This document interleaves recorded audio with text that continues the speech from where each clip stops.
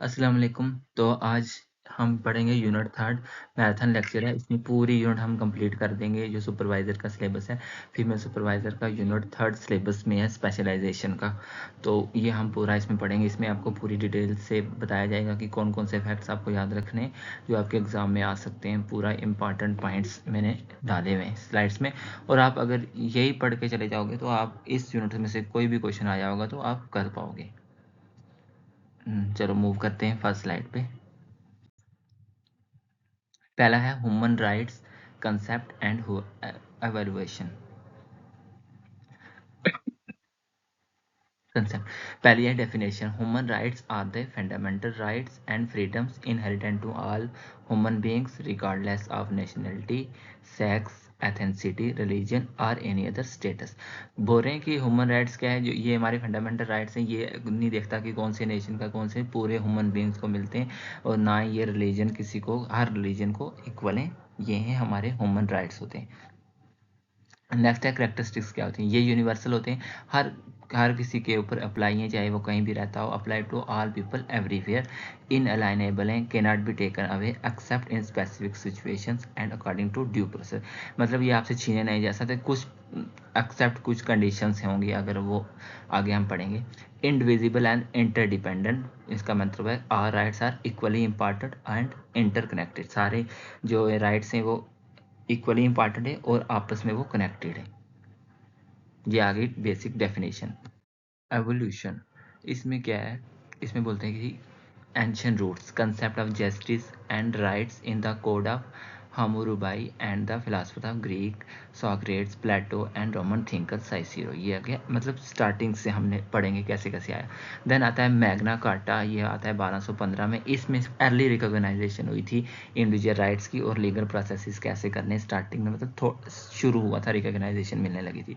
Then उसके बाद आता है इनलाइटमेंट ईरा आता है। इस ईरा में क्या था, फिलासफर्स थे जैसे कि John Locke emphasize nature rights. इसने जॉन लॉकी जो इसने एम्फसाइज किए थे नेचर राइट्स, जैसे कि लाइफ, लाइबर्टी एंड प्रॉपर्टी, मतलब कि हर किसी की ज़िंदगी है, हर किसी की आज़ादी है और हर किसी की अपनी अपनी प्रॉपर्टी है। ये ऐसे ये कुछ राइट्स उसने एम्फसाइज किए थे।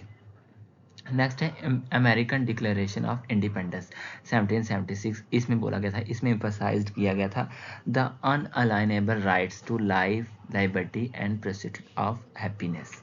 देन आ गया था French declaration of the rights of man and of the citizen 1789। इसमें क्या था, एडवोकेटेड किया गया था for liberty, property, security and resistance to operation.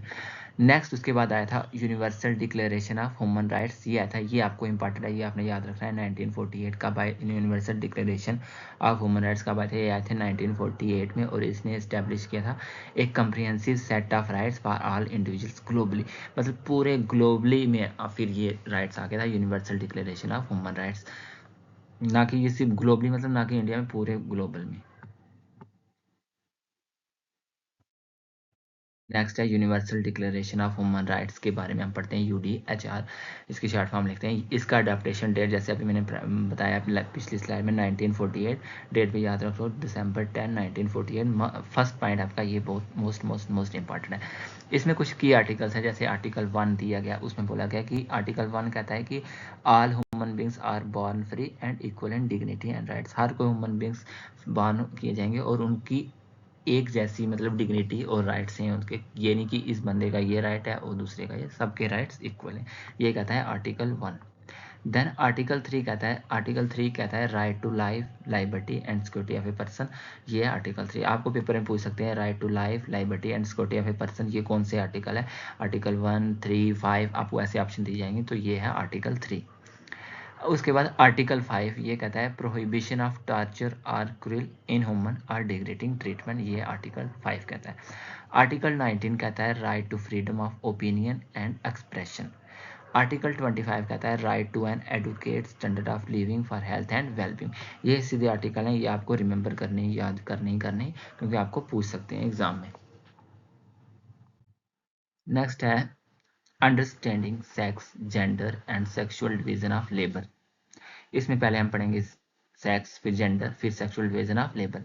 इसमें बोलते हैं कि डेफिनेशन, इसमें ये जो सेक्स है ये रेफर करता है बायोलॉजिकल डिफरेंसेस मेल और फीमेल में, जैसे उनके रिप्रोडक्टिव ऑर्गन्स मेल के अलग होते हैं, फीमेल के अलग होते हैं, क्रोमोसोम्स, हार्मोन्स, इन चीज़ों को जो रेफर करता है वो होता है सेक्स, कि ये मेल है ये फीमेल है। जैसे हम फॉर्म्स पे भरते हैं मेल फीमेल, वैसे वही वहाँ पे लिखा होता है। तो ये डेफिनेशन है इसकी। नेक्स्ट है करेक्टरिस्टिक, जैसे क्रोमोसोम्स एक्स एक्स बने होते हैं फीमेल्स के लिए, अगर किसी मतलब क्रोमोसोम एक्स एक्स होंगे तो वो फीमेल होगी, एक्स वाई है वो मेल्स के लिए होते हैं। हार्मोन्स होते हैं एस्ट्रोजन एंड प्रोजेस्ट्रॉन और प्रीडोमिनेट इन फीमेल्स, ये फीमेल के हार्मोन्स होते हैं, और टेस्टोस्टेरोन ये होती है मेल्स में। नेक्स्ट है रिप्रोडक्टिव एनाटॉमी, ये होता है differences in reproductive organs, example ovaries and testis, जैसे ओवरीज फीमेल्स में होती हैं, टेस्टिस मेल्स।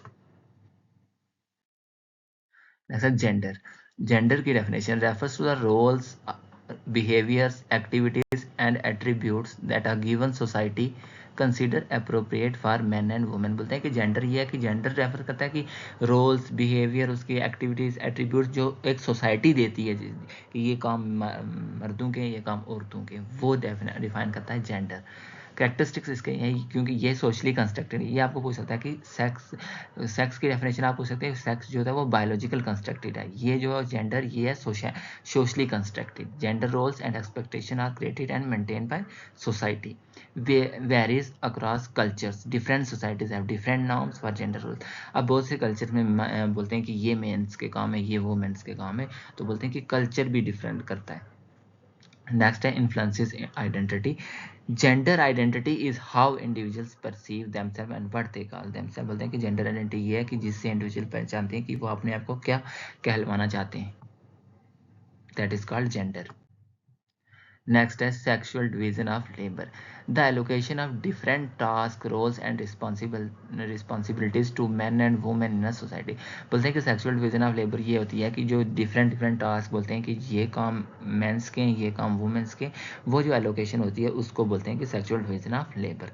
हिस्टोरिकल कंटेक्स्ट में अगर हम जाएं तो प्री इंडस्ट्रियल सोसाइटीज में क्या कहते हैं, man typically hunted and women gathered and manage domestic task. बोलते हैं कि वुमेन का मेंस का काम होता था कि वो हंटेड करते थे, और वुमेन का काम करता था, वुमेन गैदर होते थे और काम घर के काम करते थे, घरेलू काम। इंडस्ट्रियल रेवोल्यूशन में हुआ कि men work in factories, women were often confined to household. इस एरा में क्या था कि मैन काम करते थे फैक्ट्रीज में, लेकिन वुमेन अभी भी कन्फाइंड थी हाउस होल्ड घर के कामों में ही।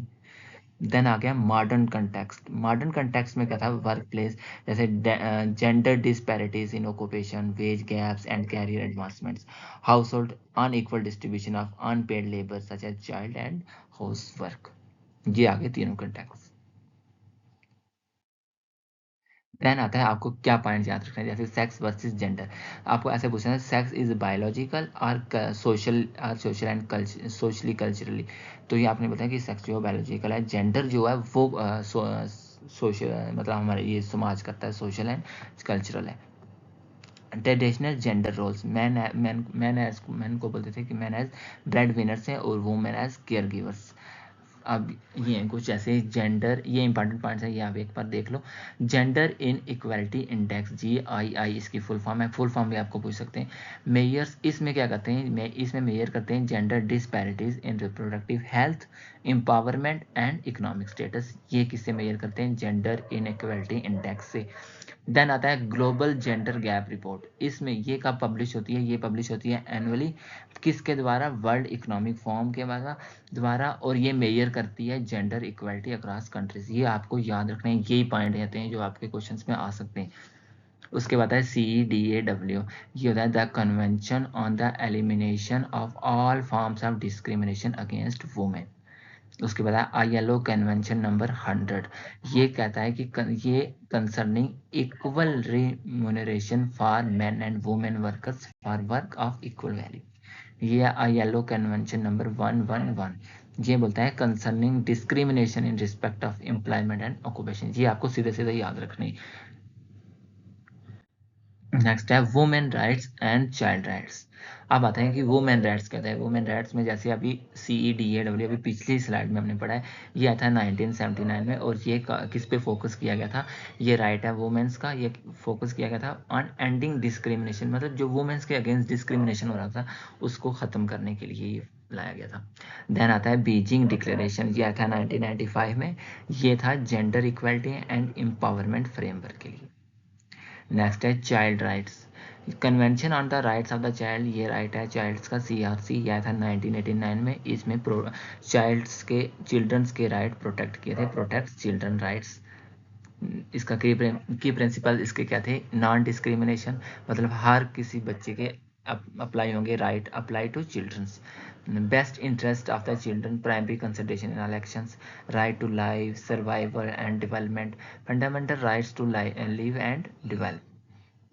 देन आता था respect for the views of the child, ये सारे आगे थे चाइल्ड राइट्स के अंडर आते हैं ये। इसमें इस स्लाइड में आपने याद रखना है कि CRC कब आया था, 1981 में, बीजिंग डिक्लेरेशन 1995, CEDAW 1979।